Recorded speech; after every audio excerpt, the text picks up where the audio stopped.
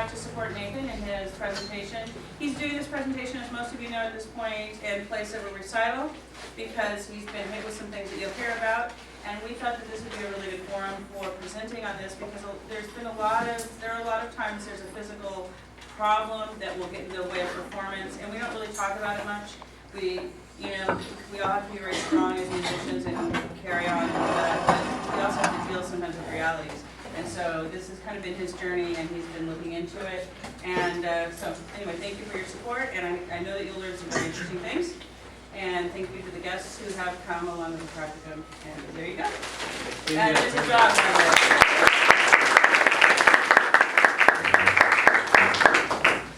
Just real quick, can I see the vocalists in the room?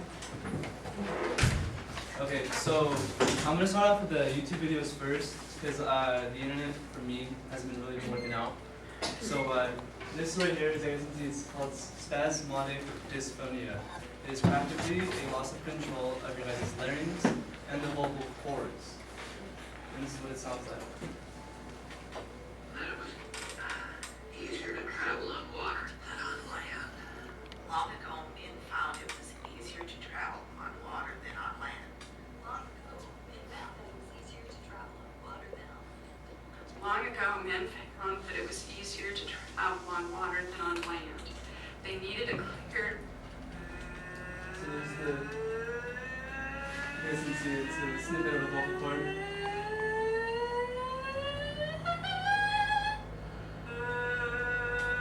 Then, yeah.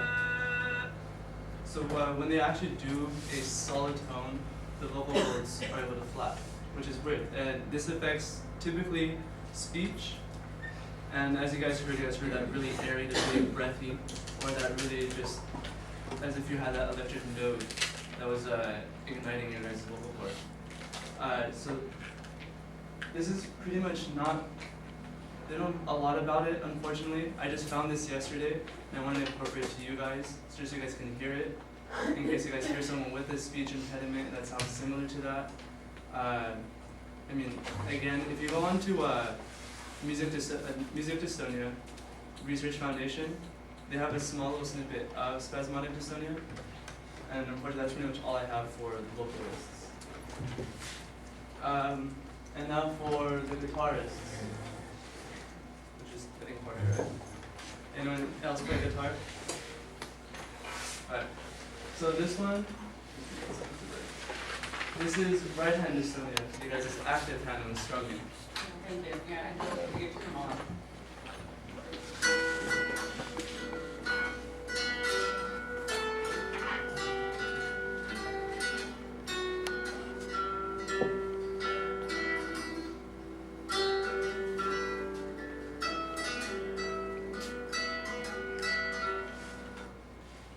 So you guys can see he has no control over his right hand. When he tries to strum, it's particularly, you can see it in the third and fourth digit, where they just go off and do what they want. Now here's the pianists with vocal hand dystonia.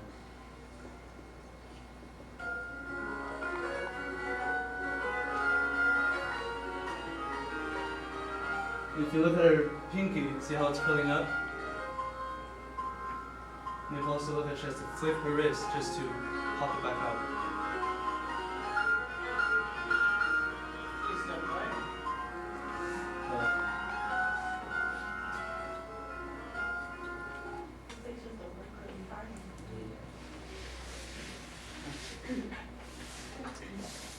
And here's a cellist. I tried looking for a violinist, but I couldn't find one.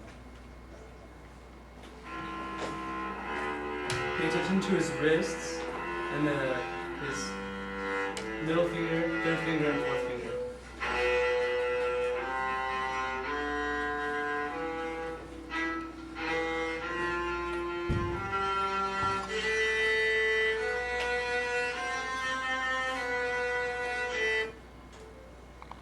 As you can see, it's on the wrist. He can't control the bow. He doesn't have enough strength to hold the bow. It's pretty much just on the thumb and the first digit in his finger. And here's what I have. Embouchure dystonia, or dysfunction. example, is a professional tenor trombonist who developed symptoms of limp lock and an uncontrollable tremor in his embouchure formation after a period of playing a lot of bass trombone. It is common for players who develop embouchure dysfunction to notice an equipment or technique. And you notice when he was in the upper register, it was solid, right? You guys can come, there's lots of seats over here. Come on in, go ahead and sit down. So the theory behind that one, since it requires more pressure, more muscle strain, the vibrations they're not really amplified. I mean, if I would have put buzz in his register, just on a mouthpiece, no resistance, no nothing, I'll have that spasm.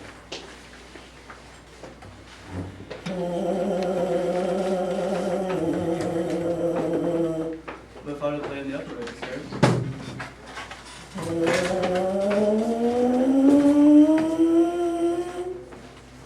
that requires a lot more muscle focus, and just the muscles are being tight, they're drawn further, and then you require the brain is just sending more of an impulse, just like you need to toughen up.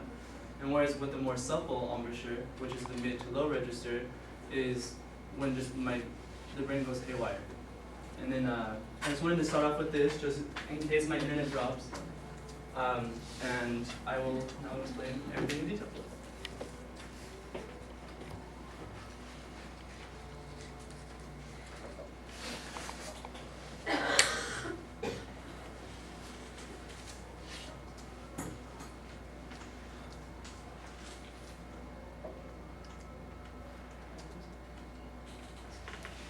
So yeah, focal dystonia.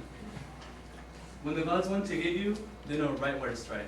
This was said by Leon Fletcher in his book that he wrote in the 2000s. He was a prodigy pianist. In his 30s or so, he was struck with focal hand dystonia. His right hand, the more articulate hand, or as what I call, or I've heard it as the performing hand, he began to realize that his fourth finger and his fifth finger began to roll. So each time he tried to execute, at first he just thought it's a bad practice day. It's nothing, just keep on going. He didn't realize that the consistent pressure that he was putting on his hand and that mental strain was actually reinforcing his dystonia. So clinically, dystonia is a movement disorder. As you guys have all seen in the videos, it either affects a very specific part or a general part. Essentially, the muscles forget or misinterpret what the brain sends. Are you guys aware of neurons? The brain's neurons and everything? So we have two sets of neurons. We have a sensory neuron and a motor neuron. The brain travels, or what the brain sends to the muscle is called a motor neuron, and what it pushes back up is called a sensory neuron. On a normal person's brain, the motor neuron fires and excites the specific muscle, and then the sensation is sent back to your brain, and that's how you register movement or thought of a particular task we're performing. Like if I want to go pick up this pen, my brain knows, since I already grabbed it and I stopped the motion, I know it's in my hand because the sensory neuron sensed it and sent the impulse back into my brain. With someone with dystonia, the motor neurons and the sensory neurons kind of mesh. So it doesn't know what it's trying to do. It's basically, do I want to do an action or do I want to understand the action? So it's this constant battle that's pretty much raging within the musician's mind. And musician's dystonia is a three-part disorder: physiological, neurological, and psychological. Have you guys heard of performance anxiety?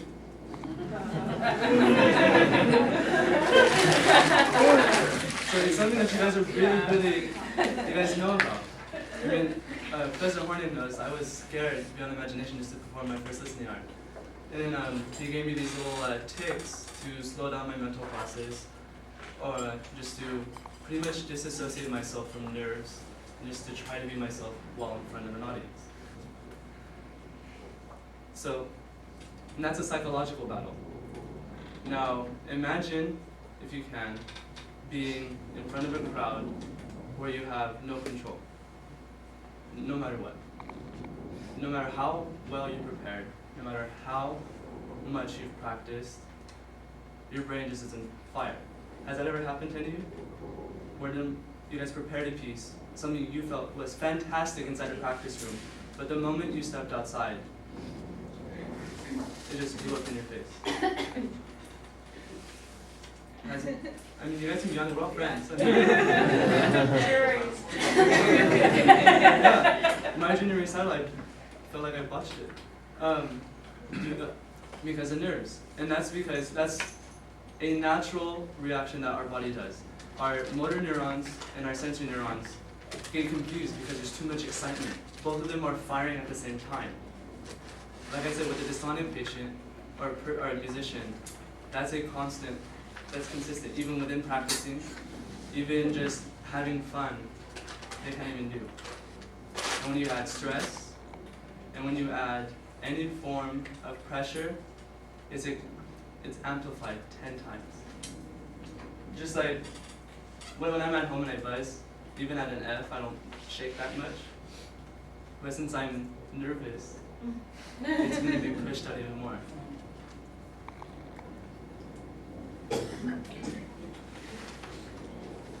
So the brain. This region right here is the sensory motor cortex. That's pretty much the entire hub of movement. It controls, or as you will see in the next slide, the psychologist's homunculi, which is the depiction of the sensory motor cortex in relationship to the body.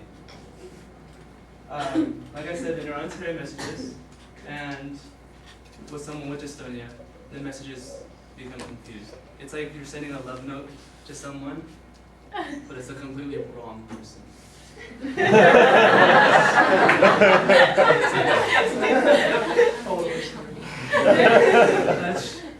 It's embarrassing, and it's like, oh, I'm exposing myself. But that's pretty much, that's like the most simplest form of dystonia I can explain. Just a complete miscommunication between brain and muscle. Now, this is the psychologist's homunculi. As you guys can see, the lips, the hands, and also the genitals. That's the sensory motor cortex. That is where everything happens. So that's why when you have that instant reflex, when you touch a hot stove with your hands, that's because look how much of your brain is focusing on your hands. Look how much of your brain is controlling your tongue and your lips. So for pianists and guitarists, even some instrumentalists, where even though we just use 6-digit, or actually 9 to 3, 4, that's a lot of brain just being used while we're playing.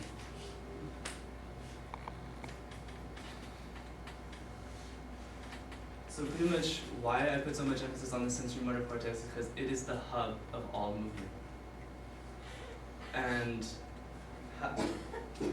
so basically, who's at risk? Unfortunately, every musician does. It is not you can be born with it, but typically with music, if you don't have it by the age of 10, you don't have the general or early onset generalized focal dystonia. And statistics have shown that 1 out of 100 musicians are diagnosed with dystonia. Which is, if you think about it in the majority pool, it's about 1 out of 40,000. But within our field of study, it's pretty common. And generally, pianists and guitarists lead the race in dystonia diagnosis. Why? Because one, they have to memorize a ridiculous amount of music. They have to perform it live. Hopefully, they're just stressing about, am I gonna get this phrase down? Am I gonna get this done?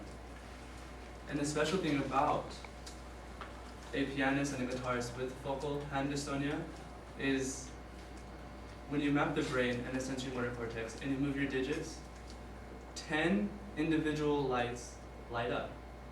It's a 3D graphical representation of your brain. And when you compare it to a dystonic pianist or a dystonic guitarist, typically the third and fourth finger have fused.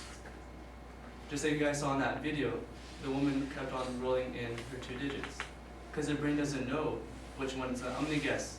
Maybe it's 3, 3.5. Maybe you even have a 6th finger. I don't know. So it tries. It keeps on trying until it just curls up and it's like, I can't do it. I don't know. And the communication between motor and sensory is lost. Now, the symptoms are really, they can lie to you. I mean, it starts off as if you're having a bad musical day. I mean, as a brass player, even when you're just doing the Remington, it's like, oh my god, do I sound like crap? Just a simple exercise. Or a violinist, when you're trying to blow, you just can't get it right. Pianist, doing your scales, so you miss you can just miss the one note. And you just think, oh, it's bad. So what do? You guys repeat. And you guys repeat. And you repeat. Does it get better sometimes? Yeah. But personally with me, it didn't get better until try 20. And then after the 21st try, I got it right, I put it down.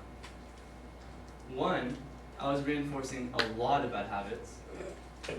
2, I was playing with an unfocused mind. And 3, I wasn't thinking about playing music. I was just thinking about, I'm gonna get this phrase down out of context instead of within context. Now, what are the causes? Like I was explaining, that was maladaptive practicing. You are hardwiring your brain to do it wrong. I heard this analogy where this lady, she had to wear a pair of glasses that inverted her vision. And then within a day, she was able to pour a cup of water with an inverted sight. That shows how powerful the brain can be. It's adapted. Now, with someone with dystonia, if you were to have someone try that attempt, their brain can't adapt. Or in my case, since I received mine through trauma probably, I can't. Stress is another factor. There's a trombonist in Cleveland Conservatory who took on too much. And he had recitals on top of recitals. He had applications to review, had graduate students to teach, and I think it was in the middle of his dissertation as well. He was realizing that in his middle range and low range, it just wasn't speaking. It was not happening. And as a typical musician, they thought that was a bad day. So he just hammered on through, thus reinforcing the bad practice. Practicing half-heartedly. I mean, when I used to play, I used to go into practice and like, I have to prepare this etude, or Professor Hornig was going to get mad. I have to remember this, I have to do this, I have to practice my scales, or I'm going to look like a fool during juries. Which happen often.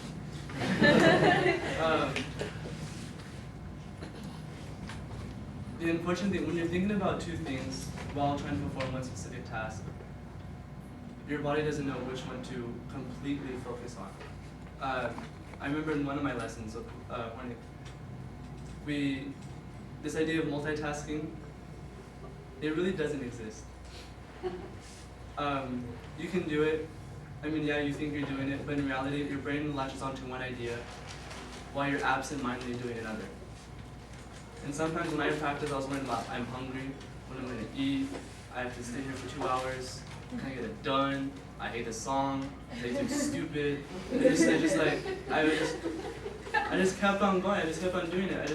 I wasn't like, instead of attempting to enjoy the music or attempting to expand, I was like, damn it, I have to repair another etude. And it was just like, I'm exaggerating.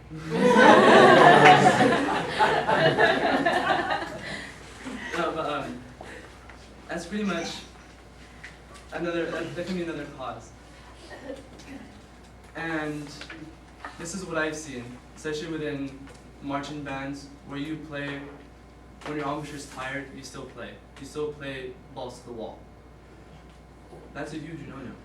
I mean, do you guys go to the gym, lift up a 220-pound deadlift right away?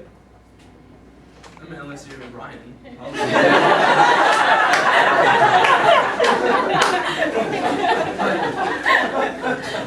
mean, like, if I were to do that, I'd probably throw out my back, and I'd probably do like more massive damage. And then, especially when you're trying to do a 2-hour rehearsal or a practice session, in reality, it should be about a 3 to 3.5 hour with 20-minute intervals of rest. One, it reinforces the good habits that you've learned. And second of all, it gives you a mental peace. It's like, I've been hammering this out, let me stop, let me do something else, and let me try it again to see if I think of something new.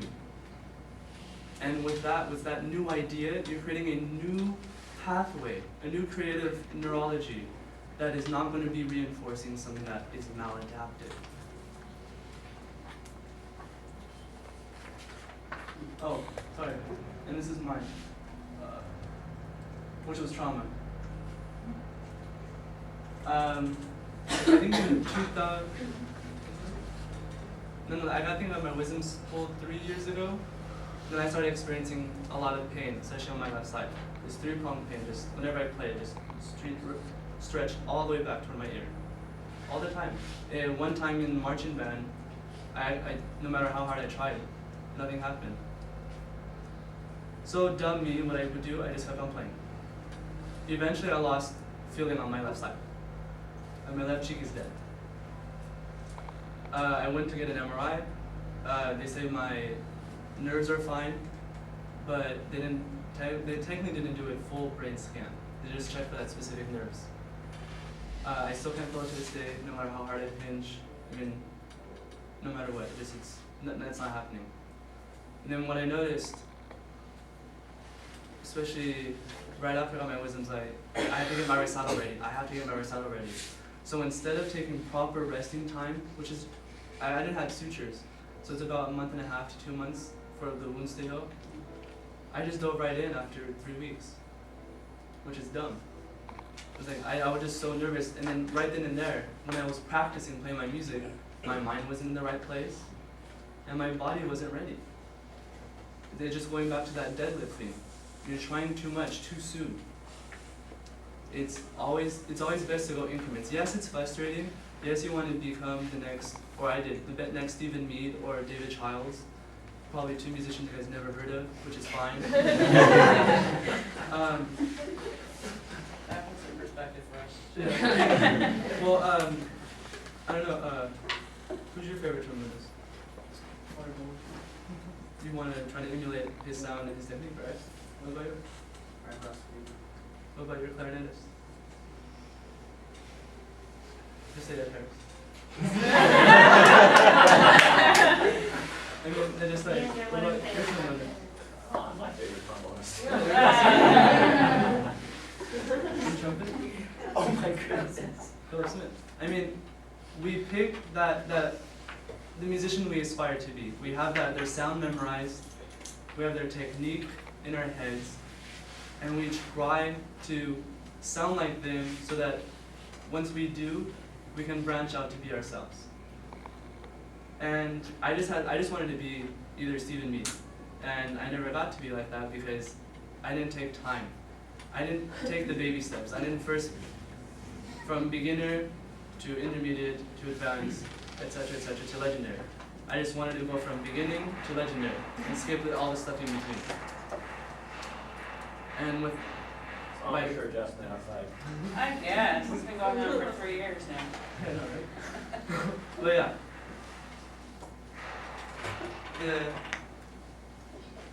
the slower you go, the better it is for your guys' brain.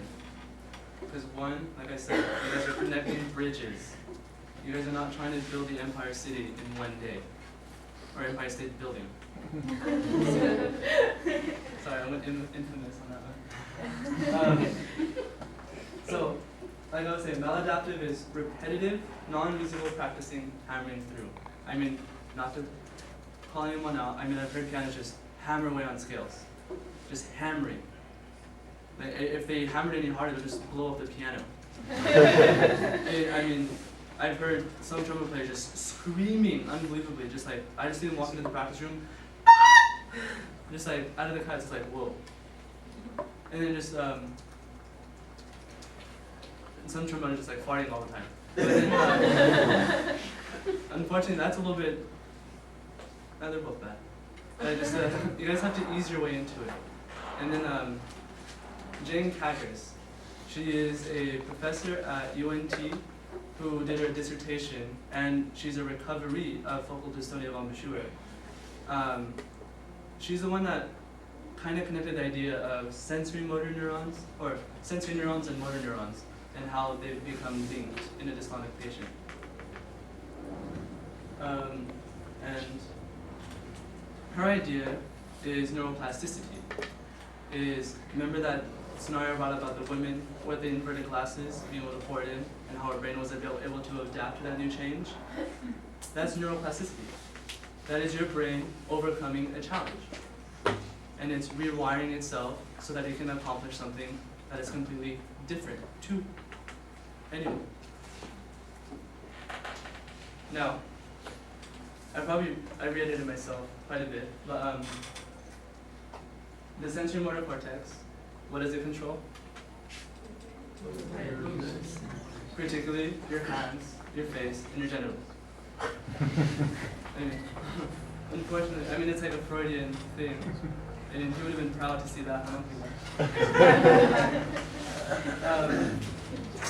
And like what I was trying to say, I'm really talking about maladaptive practicing because that is the biggest contributor. Because unfortunately, this is not an inherited disease or a disorder. This can grow over time. It took me 2 years for mine to manifest. I thought I was just like being a crappy baritone player. Then I had my moments of like, okay, cool, I can play baritone now. And then out of nowhere, just huge rapid decline. When did we play the first suite? When was the last year, Terry? Yeah, so that was 2012 was when I was at my senior recital, and for wind ensemble we were playing Paul's first suite.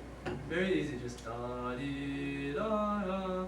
I mean, just like very simple, not even that high, middle register, right? Sweet spot for any low brass, or supposedly. So supposedly that, whatever. Anyway. For some reason, I noticed that I couldn't do it. Jonathan and I, we had sectionals about it, and he commented on a very disgusting vibrato that I didn't even recognize, because I had been hammering in that sound into my own head. I thought it was a good sound. I thought it was what I wanted, without truly dissecting my playing. When Jonathan pointed it out, I was even more aware. So then I tried to change embouchure. That's mistake number 1. And when that didn't work, I changed it again. So by the end of the wind ensemble season, I didn't even play the last concert. I faked it because I couldn't control my face. Even in the upper register, I couldn't do it. I just sat there, looked my part, and just unfortunately Evan had to bear my weight. And this all happened because of maladaptive practicing. And also, probably my wisdom extracting, hitting a nerve, and rewiring my neurology. So this is important because it affects your brain. It's your neurology. Maladaptive practicing rewires everything. It's like an alcoholic. They go to alcohol for support because it's their relief. They've made that neural connection as alcohol equals happiness.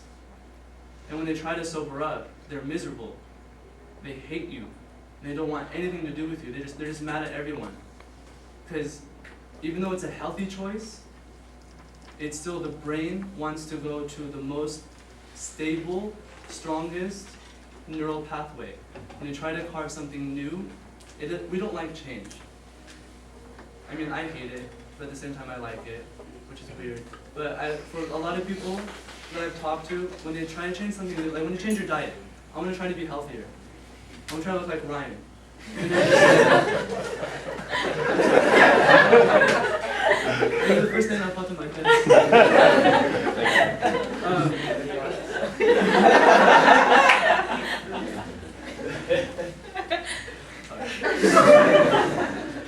So, now I lost track.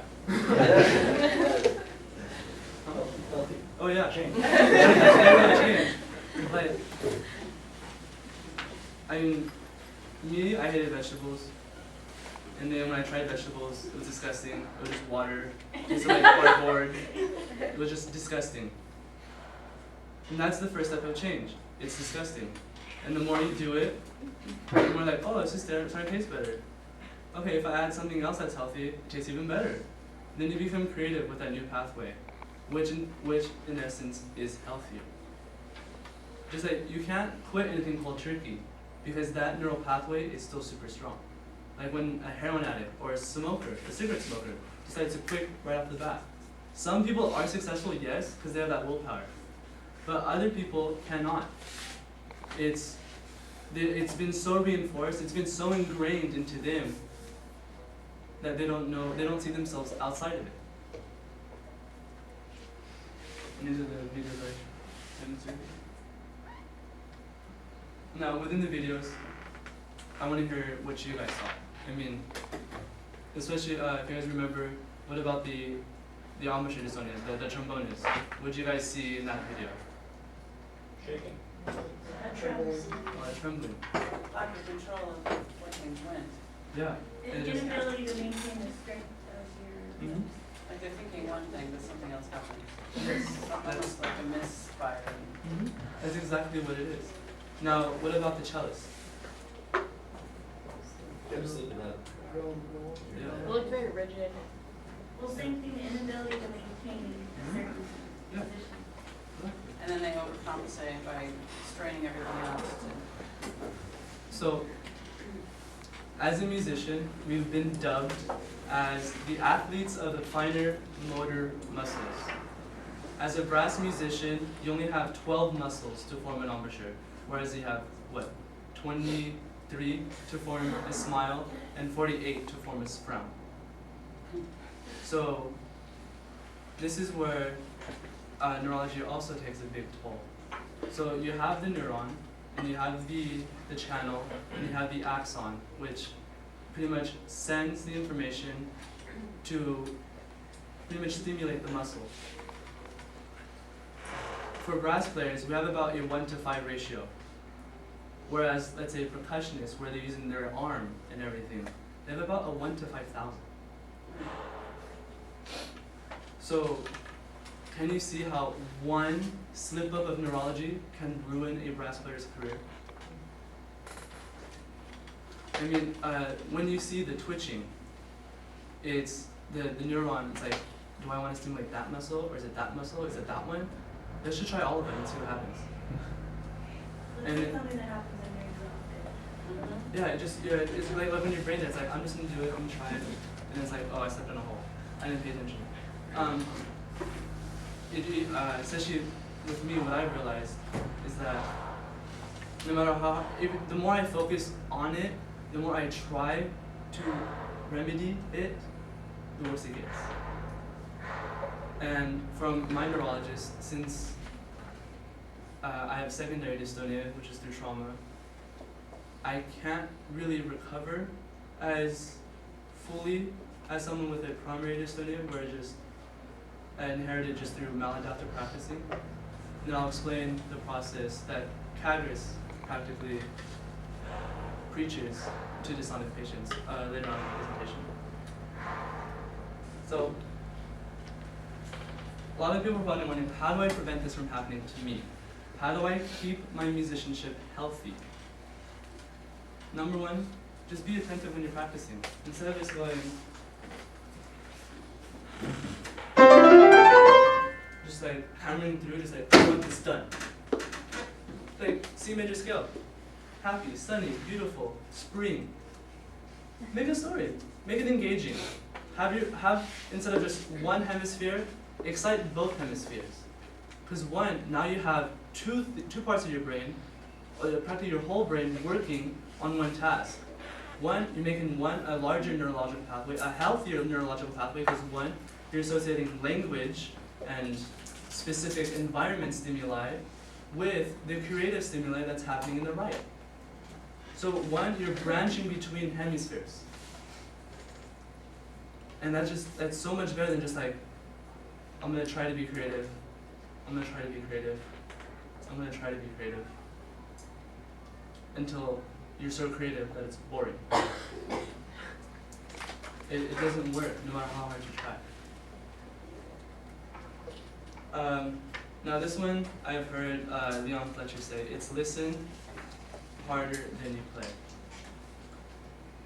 Going back to the whole suite, I didn't hear my marbato. I didn't hear the beginning. Or when I had listens with Tim Wilson, he said I had these warbles. The onsets of my notes were baya, baya, and I didn't notice it. Why? Because I thought that was the norm. My ear has adapted to realizing that that is a normal sound. So if you listen harder, or if you record yourself and actually listen to your recording and be traumatized by how horrible you really sound, it snaps you back into reality. I mean, that's one thing I didn't take serious when Professor Hornick recommended just listen to myself play. I was like, eh. I mean, now look at me now, I can't play.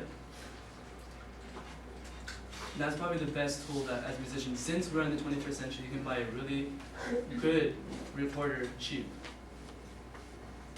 And they're just like, when you're on your resting periods, on your recommended resting periods, listen back to what you heard. Then right there at the second session, try to fix what you heard. Listen to it again. Did you fix it? No. And what are you doing in that place? You're engaging.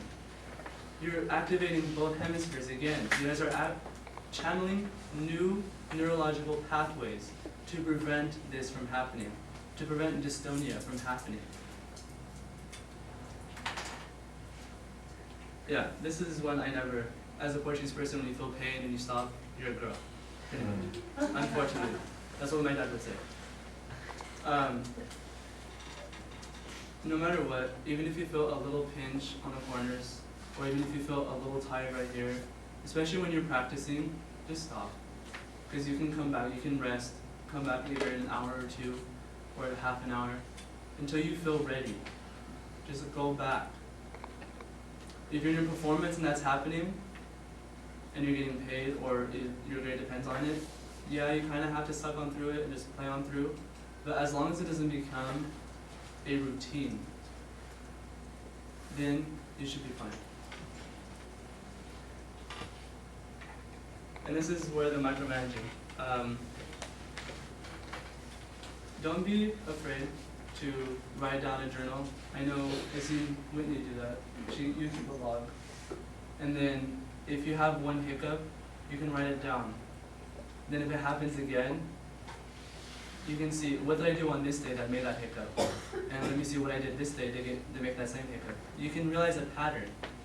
And again, you are snipping dystonia in the blood, because you're like, if I do this, it creates this, thus I should avoid that. And again, you're creating a better pathway within your neurology.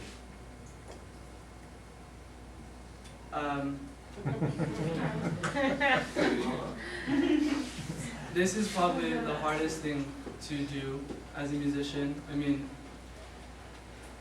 you guys associate yourselves a lot with music, right? I mean, otherwise you guys wouldn't be a music maker, I'm assuming. Music has become, it grew from a passion to a livelihood. It is an identity. protect it. Because one of the leading side effects of being diagnosed with dystonia is massive depression. When I was first diagnosed, I couldn't believe it. I hated it. It's like I lost me, lost who I am. And almost a year later, I'm still trying to figure out who I am. I mean, sitting down in fundamentals, I mean, I see my friends just playing an instrument, just like, and I just remember, like, I used to be so much fun. And I can't do it. No matter how hard I try. The harder I try, the worse it gets. The more I try, the worse it gets. So, by protecting what you love, you sometimes have to disassociate. You have to find another hobby so that you can work on another portion of your brain. Just so that you give that side a rest and you work on the other side. And with that is a healthy practice. Now, are there any treatments? Yeah.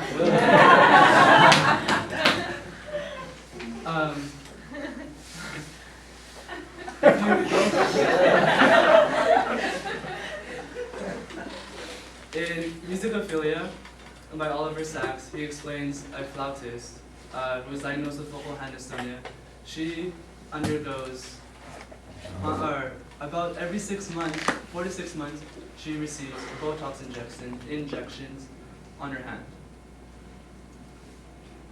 I mean, I don't know how much Botox is, but essentially what Botox does, it solidifies and freezes the specific muscle that you're targeting. So one, the neurology is suppressed. So you're tricking your brain that the muscle is tense, so therefore it must send more impulses.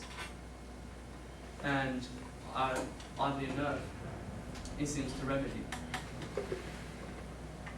And since it's frozen, not all of the muscles are being excited. Just a small number just to perform that specific task. And she was able to continue playing. But she says like an addict, you can tell when it's good Botox and when it's crappy Botox. When she receives a bad Botox injection or they miss the muscle, she has to go back even sooner, emptying her pockets even further. Now, the anti-seizure medication, I really think it's a lie, because I'm on it now. I'm not sure if you guys realize I have a back issue as well, not associated with dystonia, but where I have a lot of convulsions that seem epileptic. So I'm on anti-seizure meds. When I read about this, I was like, I'm gonna go try playing music. Mistake number one, I try to do what I used to. Reinforcing the bad habit yet again. When will I learn? Probably never.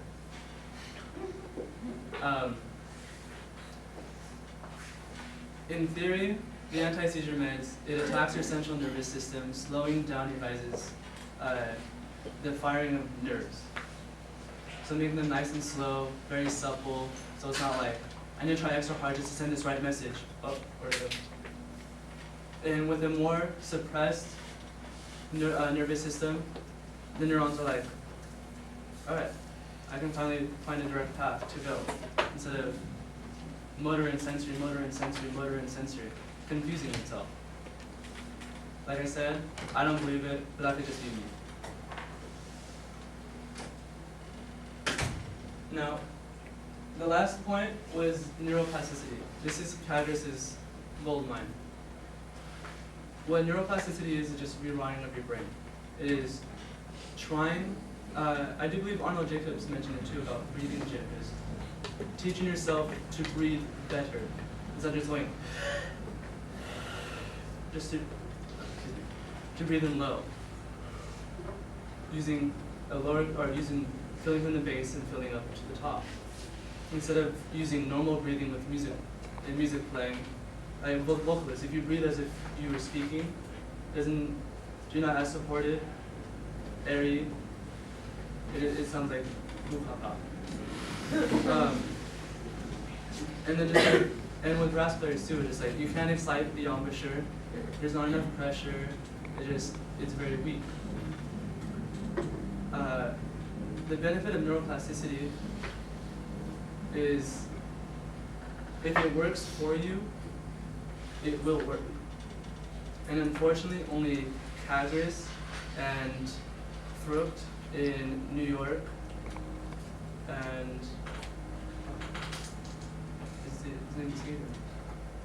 there's another neurologist in Cleveland. You can contact them, and they will either Skype you, Google Voice you, and they will evaluate you over probably a crappy webcam video. Unfortunately, you can hear it. You can hear a dystonia patient, and at the end, I'll demonstrate pretty much what it sounds like, so that you guys can hear it live. And so, how neuroplasticity works is that you pick your best note. Typically, for me, it was about the B flat.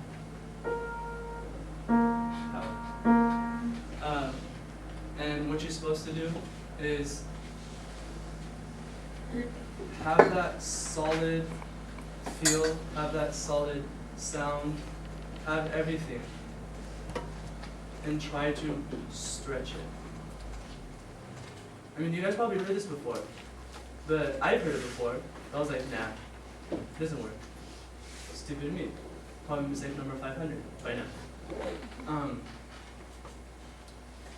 And that's what Kagris pretty much does. You find your center note, give me any note, and you just go up a half step, down a half step. Keep on doing it until, so it's starting to feel like B flat.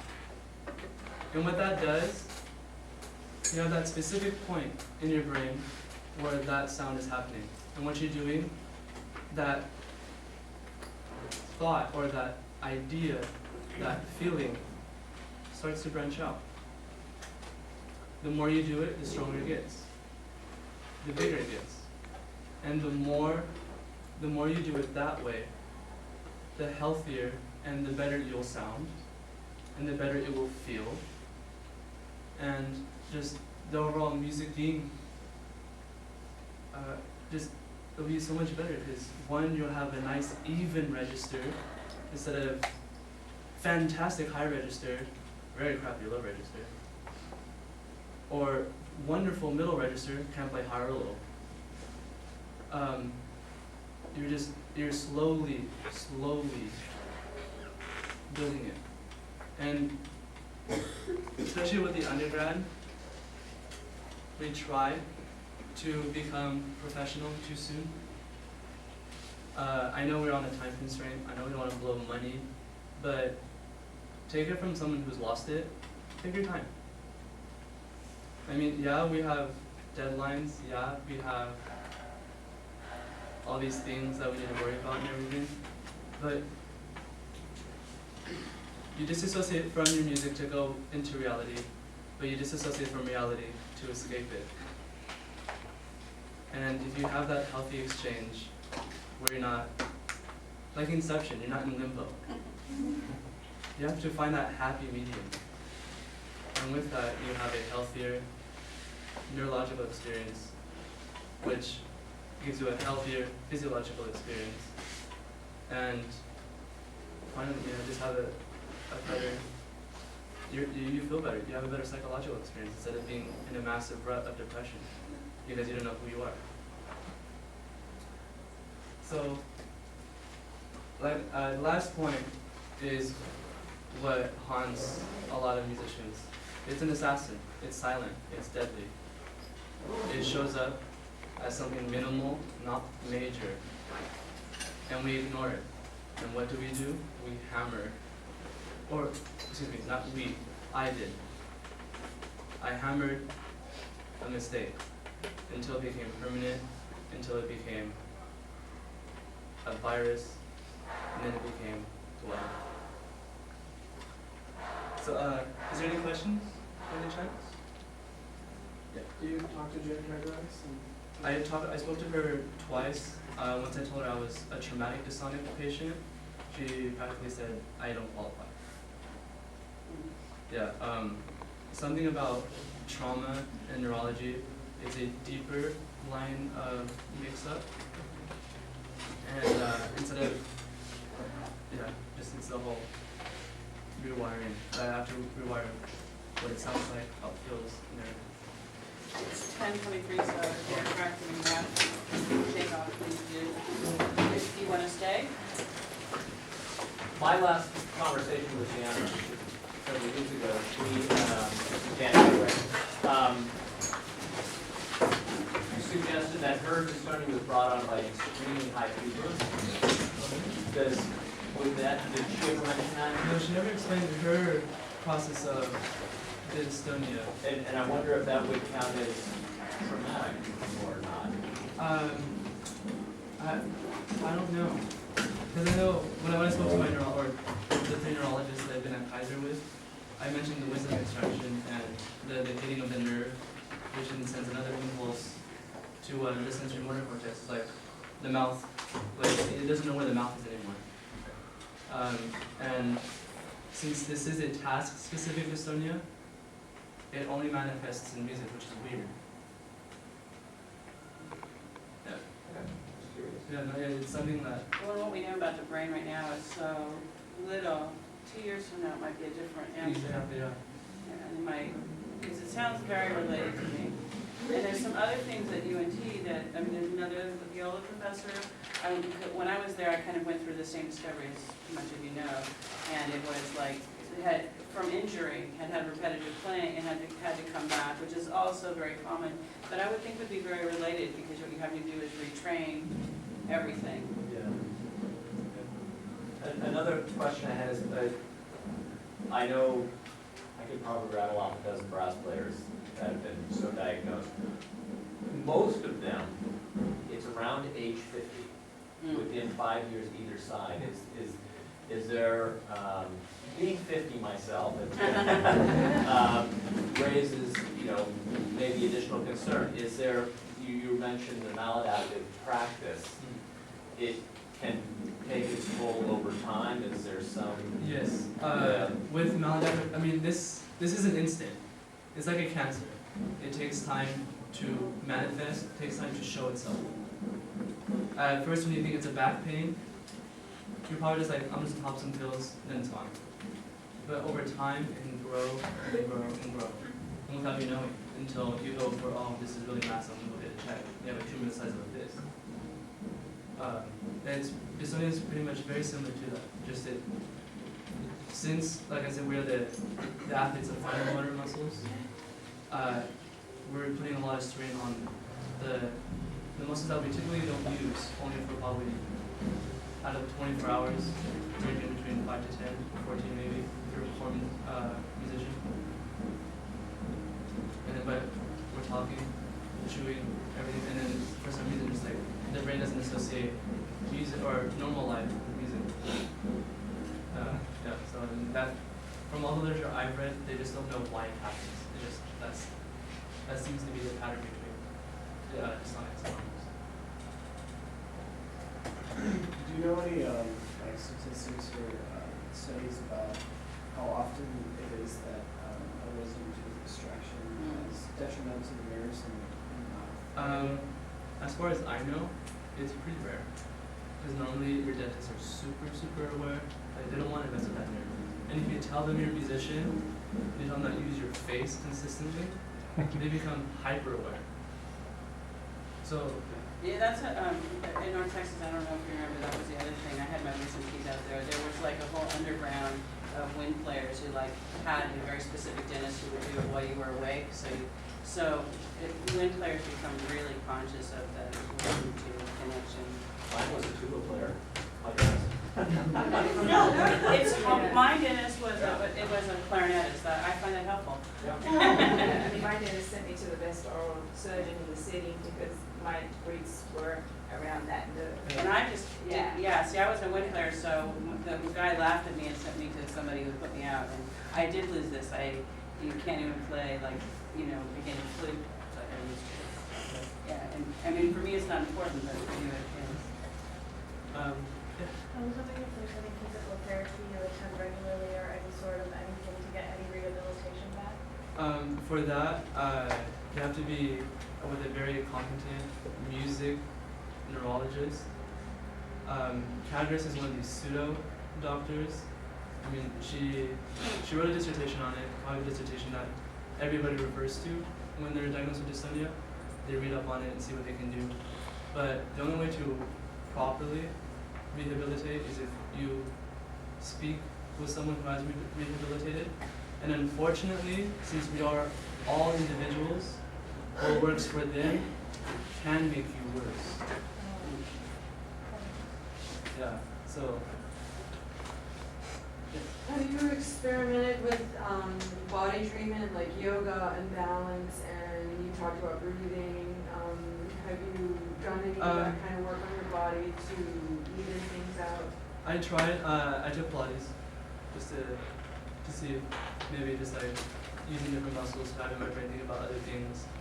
Yeah. And just, because especially if you're diagnosed with music dystonia, it's task specific. So if you're walking, your face is going to twitch involuntarily. If you're chewing, your face is going to twitch involuntarily. But that moment you step into that realm of music, it happens.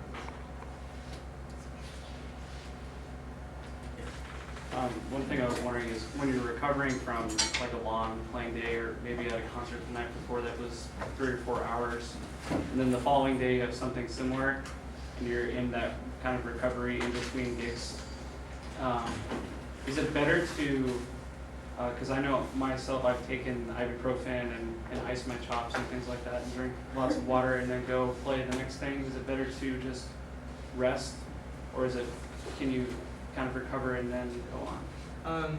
So what ibuprofen does, it pretty much expands the blood vessels, so allowing more blood rushing through.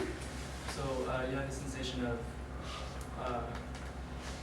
relief, pain relief, because instead of having a constricted vessel, you have a more expanded vessel. And when you're icing, you're doing the opposite, you're constricted. So it's one of it's these little quick fixes that you need. Let's say you have no choice but to play 6 hours on no matter what, through. And as a quick fix, pop ibuprofen, ice them. Then when it numbs, it's like, yeah, it's a cheap Botox. It's essentially what ibuprofen and icing is. But the best thing to do is to do a clean. Just, if you have the time, just put the horn away, do something else, come back. Okay. Would that be detrimental over time, do you think? No, not really. It's because one, your body becomes accustomed to that milligram that you're taking. One, I mean, the only detriment that I can see is that you become addicted. Right. It becomes a habit. It's like, oh, I'm feeling this, I'm gonna pop these pills. Oh, I'm feeling this, I'm gonna ice my face. I mean, if you have too much cold on contact on any part of your skin, you can eventually either frostbite the muscle or just lose sensitivity. So you just have to be careful. So you're talking about treating the symptoms versus fixing the problem, basically, right? Fixing the problem. As far as taking meds and icing, that's treating the symptoms versus fixing the problem. Well, the problem would be just relaxing, not working on it more, but treating the symptoms just so you can go on with the. Well, if you're put in that environment where you have to play, I mean, it's either you eat or you starve. Survival mode. If I could interject, maybe to help answer the question back here. So there, I mean, as with, say, an endurance athlete, there are times when we tax our bodies, whether it's our running muscles or our embouchure muscles, beyond what is normal. And the next morning we wake up with a fat lip, or we're sore, we're tired. That happens. Well, I think what the really important point that Nathan has made is that behavior does not become habitual. If, yeah, you have that heavy playing day and you gotta play again the next morning, you play as gently as you can so you don't do more serious tissue injury. And then you take your break. But if you keep bashing day after day after day after day, then that becomes a habitual maladaptive practice. So that's the difference, I think, between contributing to a neurological disorder and dealing with what may be a short-term bruise. And so it's the habitual behavior that I think Nathan is really pointing at as being the one we need to guard against. And we do that very easily as physicians. And we also, the maladaptive practice can lead to things besides this. And that's why we're always trying to find the safest way to play, and that becomes such an issue because repetitive stress can hit all of us, especially if we're playing in a way that's not good for our bodies, which is why we, as musicians, are really in tune with that. And more so now, I think, because I remember some of the problems I have with my hands were from my college professor, the way that she taught me to play, which was not a healthy way to hold your hands. So, you know, and some of it's coming from us. I mean, we've institutionalized some of these problems. We're now just beginning to examine them. Yeah. How many people have heard the expression "no pain, no gain"? Yeah, exactly. And that's Play probably, through the pain. Exactly. That's probably like the most, like the dumbest phrase ever. Especially if you're a musician. If you're an athlete, I mean, if you, like, let's say you pull a hamstring, it's gonna hurt a lot. But the time to recover from that is far less than if you strain a muscle here. Because again, we only have 12, And they're whereas small. they're very Really small. Whereas in your leg you have, I mean, again, like 5,000, maybe even more. Individual muscle fibers that the neurons are impulsing to contract. Yeah. I know that I, sophomore year, I had this in my hand and I kept on playing through it as well. And it turned out I had tendinitis, which I still feel to this day, but I just monitor. But for that whole year, I couldn't play for like 5 minutes without hurting. Yeah. And then that's similar to me. I have this 10-minute window of normal playing. That's if I play up like an F. Once I reach F and lower, I'm screwed. I mean, I just can't do anything. And just like what Jorge was saying, it's just like, you have to be aware with your body. I mean, you only have one. No matter, I mean, reincarnation does sound great, but I mean, right now, you only have one.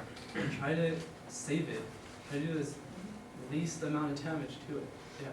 So I know you said it was situational, like when you're playing music is when it's affecting you, but do you ever notice it when you're doing a separate task that maybe makes a similar shape in your mouth, but like flowing bubbles or, you know, some whatever? I notice I can't whistle. Okay. I mean, when I try, like, I have to over-exaggerate the and then again there's those and whistle. So I whistle through my teeth. So that's how I compensate it. But I guess that's like musical too, right? Yeah. So So it may be partly physiological. Yeah. And that's what he was saying, physiological, neurological, and psychological, of course. And like I mentioned about performance anxiety. Let's say you keep on going on stage without ever overcoming your stage fright. The more you do it, the worse that stage fright's going to get. The less confident you're ever going to feel, and the worse you're going to perform each time. It's the more you hammer in, the more your body thinks it's normal, the worse it's going to be. And that's what, especially with dystonia, it's just like, the more you don't consciously think about it, or the more you let these little things build up, it's going to end up like me. Yeah. So, Thank you so much for sharing that with us.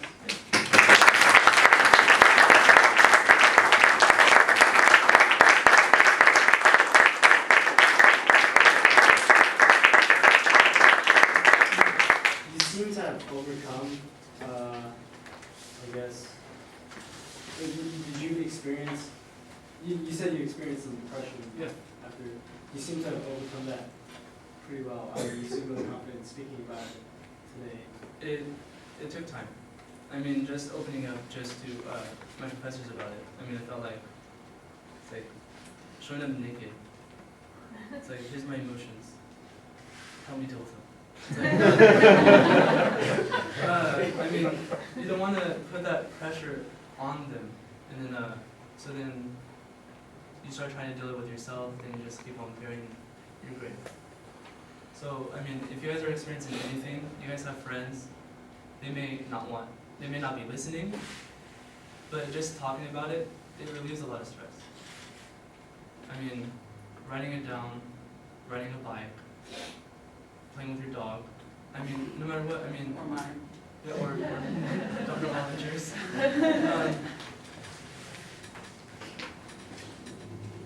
It just, depression is bad, dystonia is bad. Both of them together is super bad.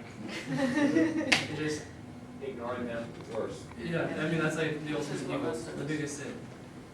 If you think you're ever going to get cured from dystonia, you're lying to yourself and you're going to hurt yourself even further.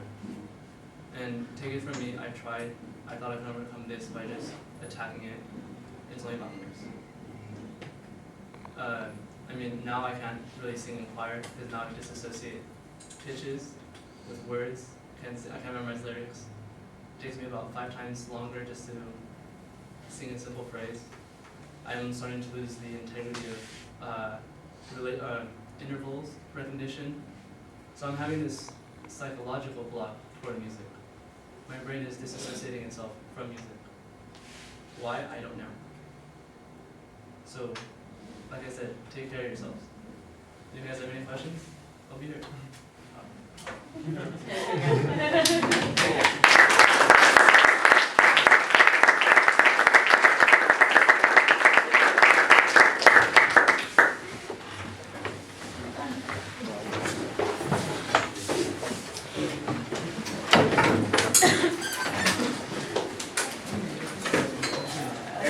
Bring back space. Oh, yeah.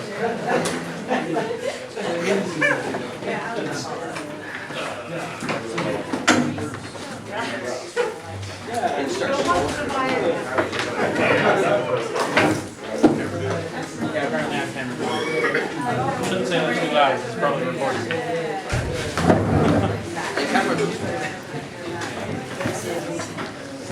I need to ask you a question. I can't play.